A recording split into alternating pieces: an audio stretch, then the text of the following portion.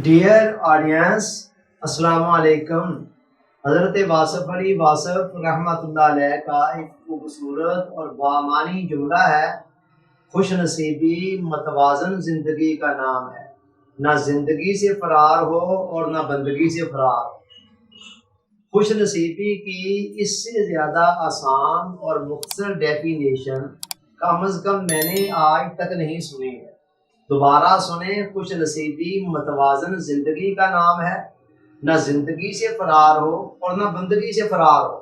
यहाँ कहा यह जा रहा है कि खुश नसीबी बाहर के सामानों पर मुनहसर नहीं है, उसका इन्हसार इस बात पर है कि इंसान एक बैलेंस्ड लाइफ गुजार रहा हो, एक तवाज़न वाली ज़िंदगी, मतवाज़न ज़िंदगी गुजार रहा हो। अब ये तवाज़न किन किन चीज़ों के दरमियान होना है? ज़िंदगी के तकाज़ों में और बंदगी के तकाज़ों। इन दोनों के दरमियान जितना तवाज़न है किसी के पास, उतनी ही वो खुश नसीबी वाली ज़िंदगी गुजार रहा है, और जितना ये तवाज़न नहीं है उतना ही वो खुश नसीबी से दूर है। अब ज़िंदगी के तकाज़ों से मुराद क्या है? देखें, इंसान को ज़िंदा रहने के लिए कितने लवाज़मात की ज़रूरत है। खाने पीने के लिए खुराक की ज़रूरत है, पहनने के लिए लिबास की ज़रूरत है, रहने के लिए रहाइश की ज़रूरत है, और इसके अलावा बेशुमार लवाज़मात हैं जो ज़िंदगी की गाड़ी को रवां दवां रखने के लिए ज़रूरी है। इन सब के लिए तगो-दो इंसान ने ही करनी है। बेशक ये अल्लाह रब्बुल इज़्ज़त की तरफ से ही सब कुछ मिलता है, मगर वो असबाब के पर्दे में मिलता है, और असबाब की कड़ियों को इंसान ने ही मिलाना होता है। ये है ज़िंदगी के तकाज़े। और दूसरी तरफ बंदगी के तकाज़े हैं। बंदगी के तकाज़ों से मुराद ये है कि इंसान का अपने खालिक और मालिक के साथ ताल्लुक दुरुस्त हो, अपने खालिक और मालिक के साथ बंदगी के ताल्लुक को मजबूत करे, मुस्तहकम करे और उसे पुख्ता बनाए, जिसके लिए इबादत हैं, जिक्र है, फिक्र है, वगैरह वगैरह नेकी के काम हैं। अब खुश नसीबी वो कह रहे हैं कि इन दोनों के दरमियान तवाज़न का नाम है।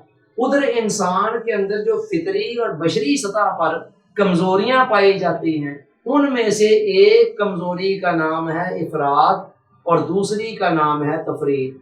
और इंसानी जिंदगी के अंदर बेशतर गुमराहियां, मोस्टली ज्यादातर गुमराहियां इन दो रास्तों से आती हैं। या तो किसी मामले में इंसान इफरात का शिकार हो रहा था, इफरात का मतलब है हद से बढ़ना, और या फिर किसी मामले के अंदर तफरीत का शिकार हो जाता है। तफरीत का मतलब है हद से पीछे रहना। मिसाल के जरिए समझे, अगर आपकी बॉडी को सेहतमंद रहने के लिए दिन में 2 रोटियों की जरूरत है, आप 2 की बजाय 4 खा लेते हैं तो ये इफरात है, और आप 2 की बजाय 1 या आधी पे इक्तफा करते हैं तो ये तफरीत है। तो ये दोनों सूरतें गलत हैं। मोतदिल सूरत क्या है, दरमियानी सूरत क्या है, इतदाल वाली सूरत क्या है कि जितनी जरूरत है उतनी खाएं, ना उससे ज्यादा खाएं ना उससे कम खाएं।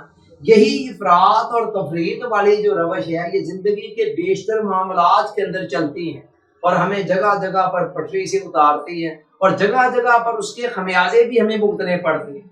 यही जो रवश है ना, इफरात और तफरीत वाली, इन 2 मामलात के अंदर भी आ जाती है। या तो इंसान बंदगी के तकाजों में इतना आगे बढ़ जाता है कि जिंदगी के तकाजे निगाहों से ओझल होना शुरू हो जाते हैं। कई किस्म के दीनदार लोग ऐसे तारीख के हर दौर में हुए कि वो बंदगी के तकाजों में इतना आगे बढ़ गए कि जिंदगी के तकाजे निगाहों से ओझल हो गए। बीवी बच्चों के क्या हकूक है, उनका इतना ज्यादा ख्याल ना रहा। और दूसरी तरफ इंसान जिंदगी के तकाजों में इतना आगे बढ़ जाता है कि बंदगी के तकाजे निगाहों से ओझल होना शुरू हो जाते हैं और वो पूरे नहीं हो रहे होते। और आप देख लें हर दौर के अंदर, और इस दौर में तो बेतौर खास लोगों की अक्सरियत कर क्या रही है, जिंदगी के तकाजों के पीछे भाग रही है, दिन रात भाग रही है, और जिंदगी के तकाजों के पीछे भागते भागते बंदगी के तकाजे निगाहों से ओझल क्या होने हैं याद नहीं रहे कि दुनिया में हम आए किस लिए थे। हमारा को खालिक है, मालिक है, क्रिएटर है,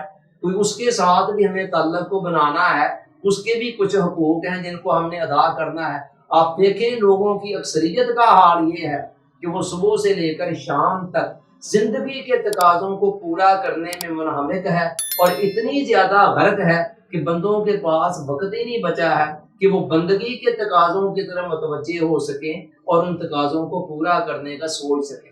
نتیجہ کیا ہے؟ زندگی عدم توازن کا شکار ہے، اور سب کچھ پا کر بھی انسان انٹرنل سکون سے، اطمینان سے محروم ہے۔ اللہ تعالیٰ سوچنے، سمجھنے، یاد رکھنے اور عمل کی توفیق عطا فرمائے، آمین۔ آپ کا بہت بہت شکریہ۔ السلام علیکم۔